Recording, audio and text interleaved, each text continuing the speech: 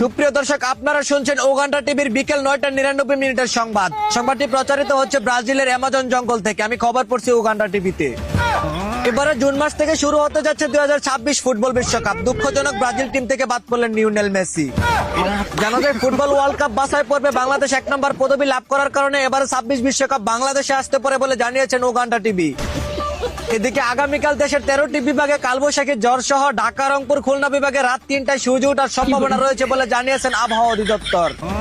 অন্যদিকে নারায়ণগঞ্জ শহরে পাইকপাড়া এলাকায় রাবিয়া এগ্রো গরুর ফার্মে দেখা মিলল ডোনাল্ড ট্রাম্প নামক এক চুদনা। জানা যায় 700 কেজি ওজনের মহিষটি আমেরিকার এই চুরের মতোই দেখতে বলে এর নাম রাখা হয় ডোনাল্ড ট্রাম্প।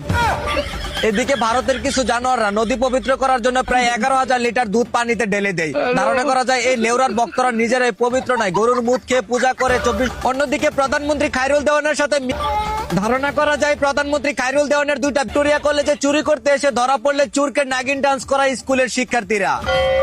ধারণা করা যায় চুরির পাশাপাশি স্বাস্থ্য ঠিক রাখার জন্য হলো নাচ গান দরকার, তাই চুরকে নাগিন ডান্স শিখিয়ে দিল কিছু শিক্ষার্থীরা। দর্শক, আপনারা এতক্ষণ শুনছিলেন ওগান্ডা টিভির 12 বাতারি সংবাদ। ভালো লাগলে লাইক, কমেন্ট, শেয়ার করে পাশে থাকুন। ধন্যবাদ।